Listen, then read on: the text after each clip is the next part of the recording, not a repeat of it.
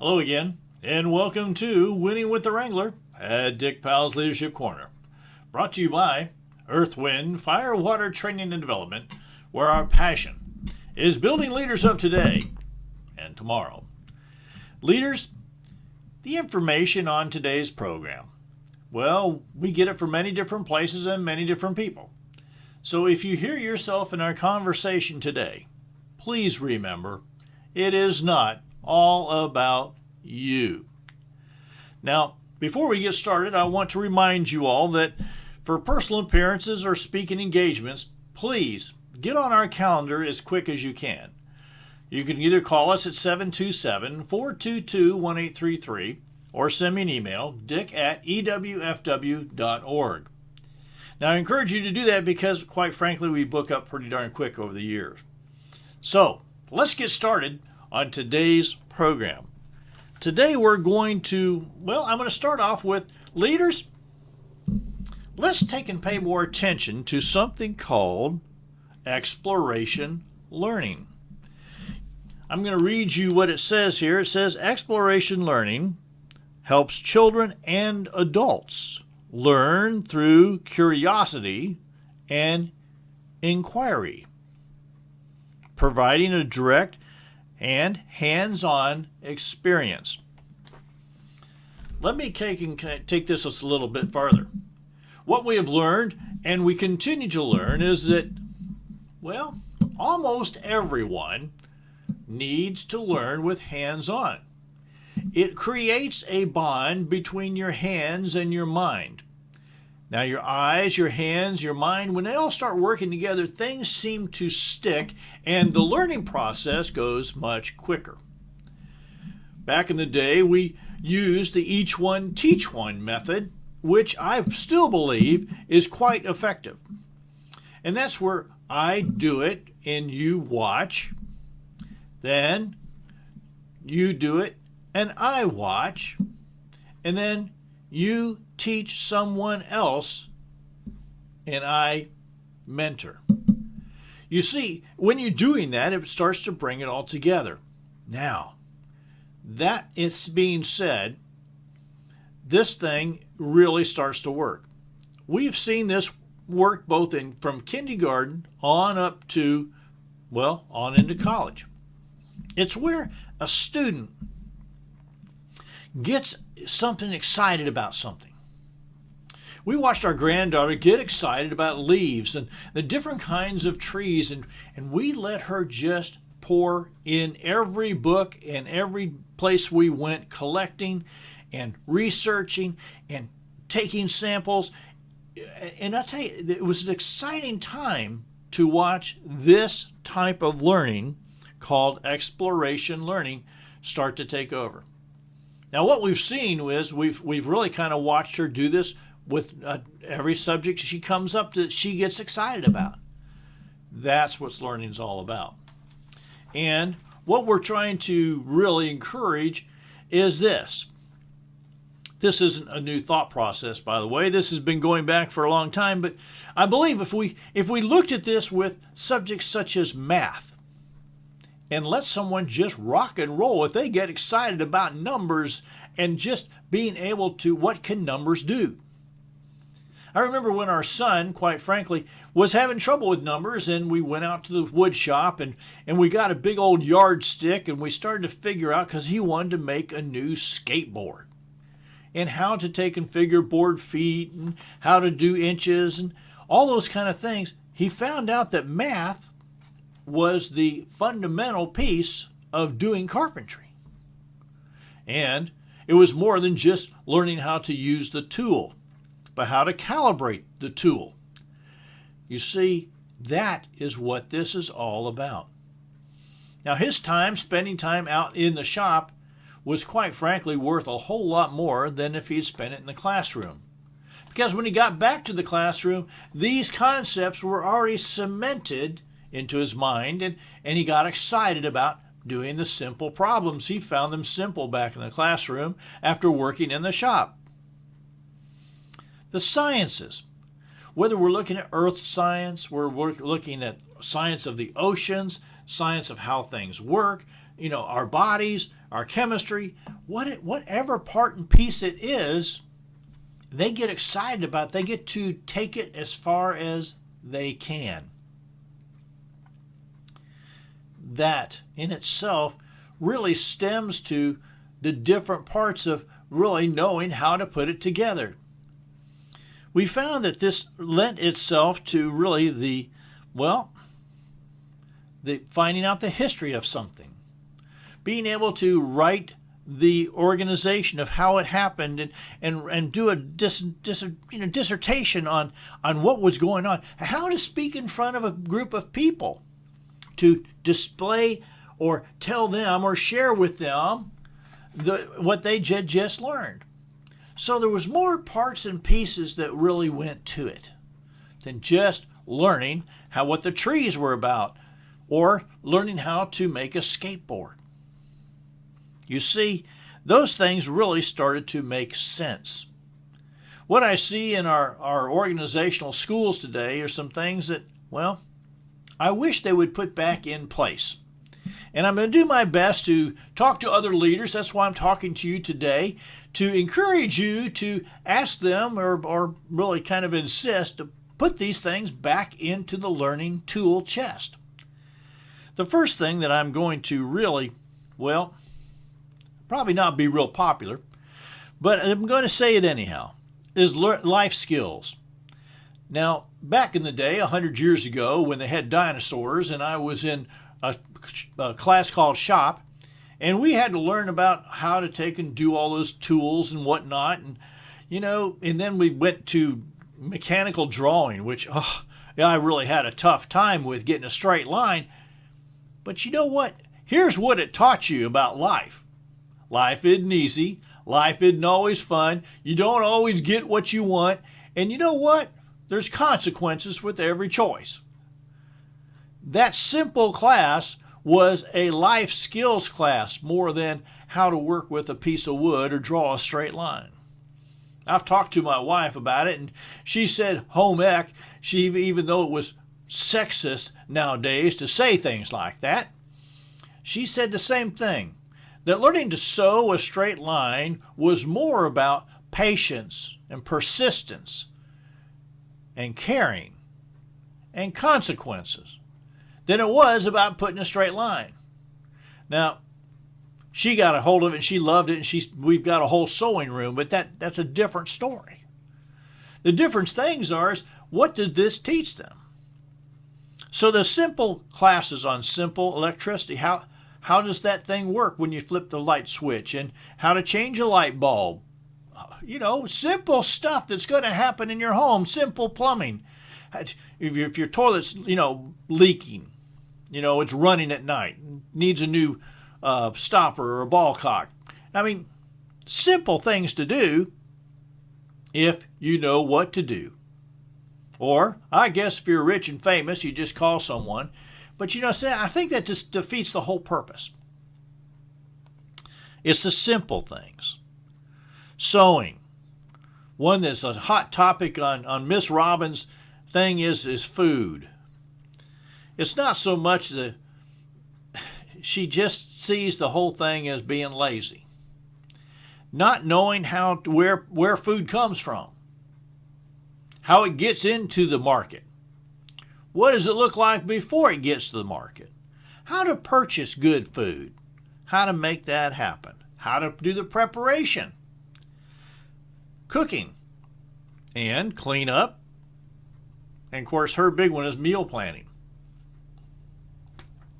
Amazes to me when we talk about this, because it all leads to the number one topic that we're just not doing a very good job in America, working with our people. And I'm going to say our people because it doesn't matter what age. It seems that I seem to run into the same situation when Miss Robin and I speak about money, and money's easy to come by. It might be hard to hold on to, but it's easy to do. People get real upset with us. But here's the deal. If we were really working with all of our levels of education about money, how it works, what does it do, that it's a tool. And we really start on compounded interest. I've checked all the curriculums. The only place I can find compounded interest is in grade 5. At least that's where we live here.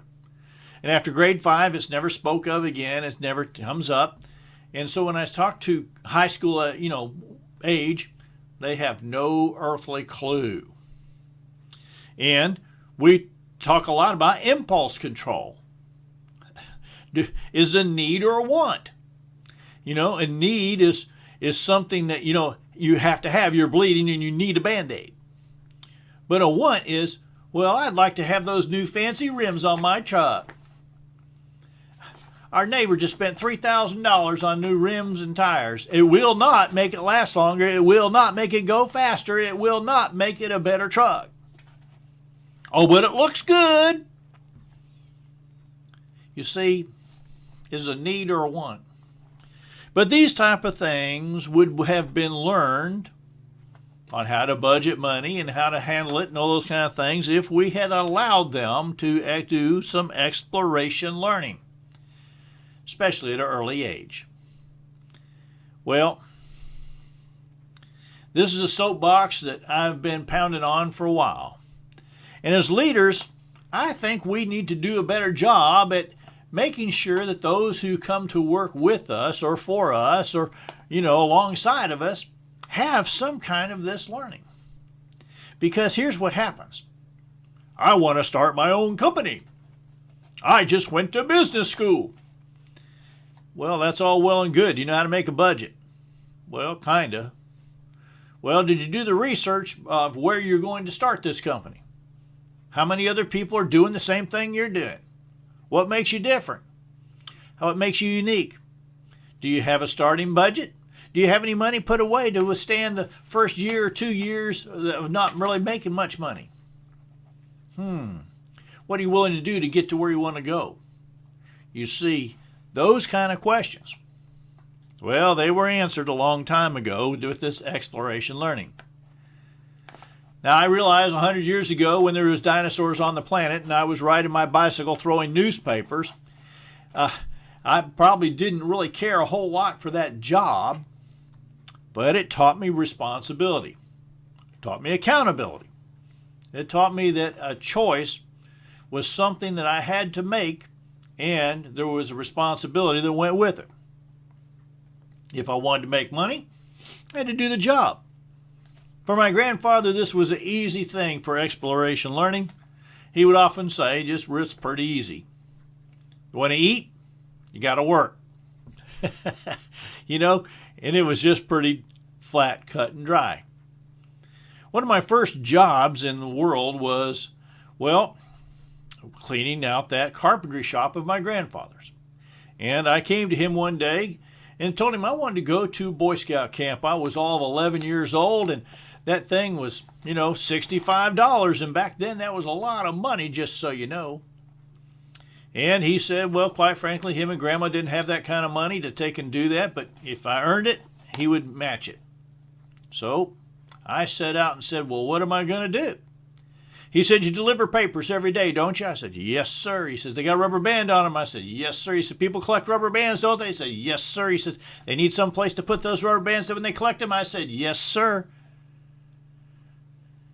And we designed a rubber band holder. It was quite frankly the most unique thing and exciting thing that I'd ever done. I was 11 years old. I took a piece of scrap lumber, 1 inch by 2 inch, cut it into a square, drove four nails into that little board, varnished it.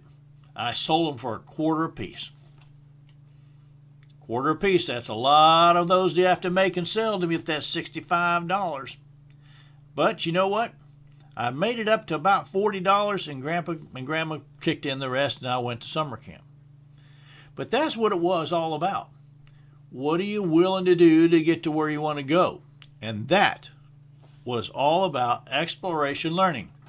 You see, I had to learn about how to handle money, how to save money, how to take and be persistent in saving, and knowing the difference between a want, or a need. Leaders, please help me with really putting the word out about exploration learning, and use it within your organization, in your company, in your nonprofit, at home. Use it for what it's meant to be. Now, I'm going to switch gears, and jump into something that I call intentional listening. Again, I jump in there because that intentional listening piece, quite frankly, goes along with this exploration learning. And what I want to tell you is this. Intentional listening, you have to be intentional. You can't just willy-nilly it, and you can't just do half-ear it, and you can't just half-you-know-what it. You got to be all in. So the first thing I'm going to encourage you to do with intentional listening is to really look at the speaker. Look them in the eye. Tell you what, they say the eyes are the journey to the soul, you know. Many times I can tell you that you can look at someone in the eye and know pretty quick whether they're on the level or not. But you're not going to know if you're not looking at them. And if you're not looking at them, they know you're not paying attention. If you're not paying attention, why should they bother? You're sending them a quick message, they don't matter. Be an intentional listener. Look at your speaker. One of the things that I see happening in today's world is people interrupting the speaker before they get their whole thought process out. If you're an intentional listener, you're going to listen with intent and allow the speaker to finish their entire thought. They'll let you know when it's time to ask a question. Did you understand, or do you want more? But I'll tell you what, if you break in the middle, you do a couple things. First of all, you break their train of thought. And it tells them that you're only listening just enough to give an answer. You're not really involved, you're not really caring, you're not really part of the situation. And when that happens, pretty much your integrity goes down and they're done with you. The next place is the focus to understand. You know, I think if you're being intentional about this, you're really focused on not just the person, but you're focused on the idea that they're trying to put across. And that idea becomes so important to you, it becomes important to them. So you want to have this whole piece of focusing. Not listening to what's going on behind you, not paying attention to your cell phone, not doing all those other things. One of the biggest things that just light my fire is when we're having a conversation and somebody's phone rings and they pick it up and start a conversation while you're not done. How rude is that? Is anyone that important that they had to take that call? Yeah, I can understand if the building's on fire or someone's just, in the hospital. I can understand that. But most of the times it's some willy-nilly thing that they don't have any big deal about. Now, this is the one I'm going to really iterate to you. Check your emotions. If you can't listen without putting your emotion into it, really listening intently to find out what they're trying to tell you, you have lost way before it started. When we bring emotions into a conversation, first of all, we lose all common sense.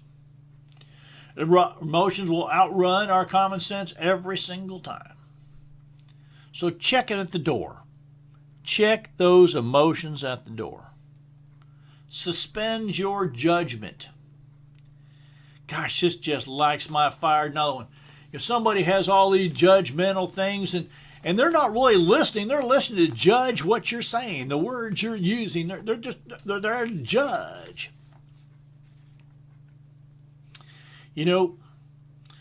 I often have to tell people that not everyone's as smart as you are.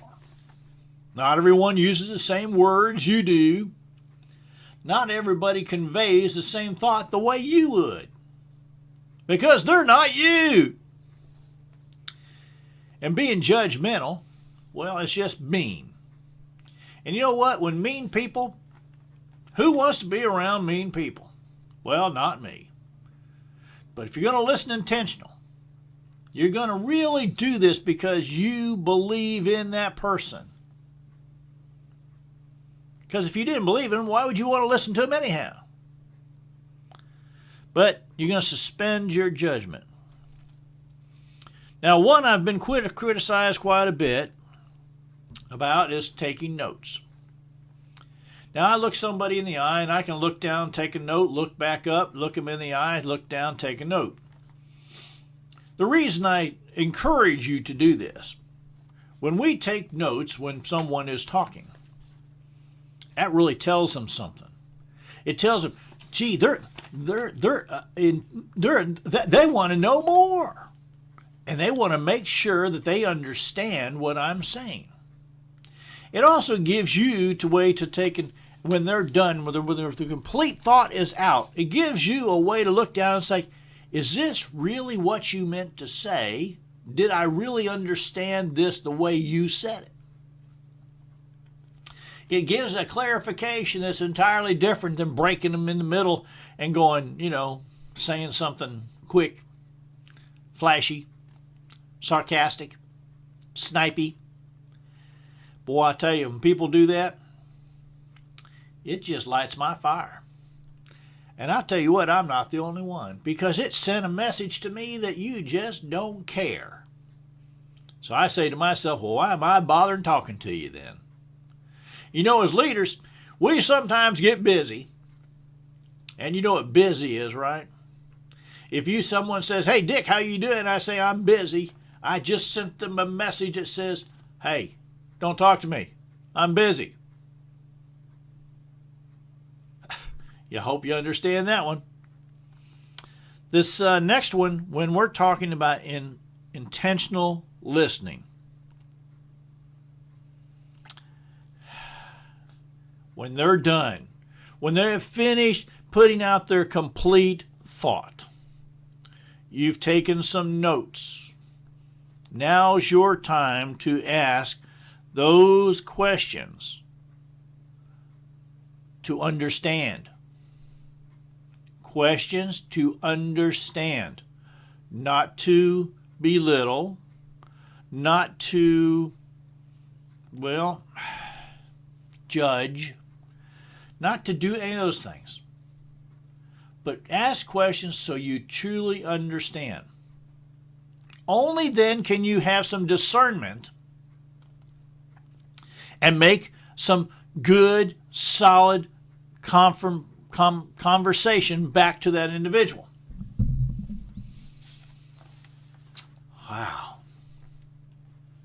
This intentional listening stuff, it goes really deep. So many times I have met people who, I knew quite frankly they really weren't listening to me. I knew they were supposed to. They weren't into it at all. And sometimes I've told stories that are just outlandish, just even to see if they're paying attention. Now, if you're a leader and you look out in your crowd or an individual and you see them drifting away, you have to ask this question to yourself quietly. Is it me or is it them? And that might be a question you need to ask. Hey, Billy Bob, are you really here with me? I need you to understand what's going on. And that makes the difference between a true leader and someone who's just taking time. And the taking time part, it's not terrible, but it is, quite frankly, a waste. So, when you're the intentional listener, someone has come into your office and just, boy, I remember some people come to my office and they'd be totally exasperated. And I would often tell them, you can bring anything in here you want. You can complain, you can moan and groan, as long as you have a way to fix it. You got an idea. You got something we can put in its place. You got something we can try. But that required me to be an intentional listener, to look them in the eye, to seek to understand, to take some notes, to ensure that I was really getting what they meant to say. So many times when people get real excited, words come out and they come out jumbled, or they come out in a stream that just is not understandable. So, taking those notes and listening to understand, being able to ask the question once they are complete, that's what intentional listening is all about. So, how do we pass this on to those around us, leaders? Well, we need to practice what we preach. And quite frankly, people see, what people do, and people repeat what people hear. So if they see you breaking into a conversation that you should have stopped and listened to, they see you bringing your emotion into it, they see you making a quick judgment before any discernment happening, then that is what they are going to learn to do. If you do this at home, your children will quickly find out that this is a tool that works for you, and they're going to take that tool and keep using it. Unfortunately, this is a bad tool. So, we as leaders, we set the example. Like it or not, people are watching. So what are you going to do every day? Well, there are going to be days when you're going to screw this up. Okay, I'm going to tell you that quite frankly, we all make mistakes. We all do this. We all get so involved in what we're doing, we jump to conclusions and don't listen. But I'm going to encourage you to practice. Practice listening intently. Listening to understand. Listening to be able to ask those understanding questions. Listen to learn. And the biggest one, listen to make sure that the person that you're talking to is done, is complete, has got the complete thought out. And sometimes I'll ask that question first. Did you get it all out? Is there anything else you want to say? Before I ask those understanding questions. That in itself tells them that I care about them. I care about their idea. I care about their situation. I care. And you know what? That will always keep you in good stead.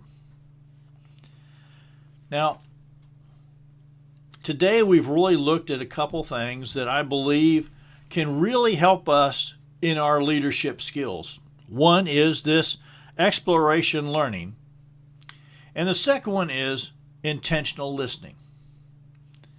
Now, when your group, your organization is ready to have a keynote speaker come in and speak on leadership and accountability, to have us to come in and really put on a leadership organizational package for you and your organization, or you just want to learn about this on your own and you would like to have us help you, please give us a phone call, send us an email, get on the website, and do it quickly.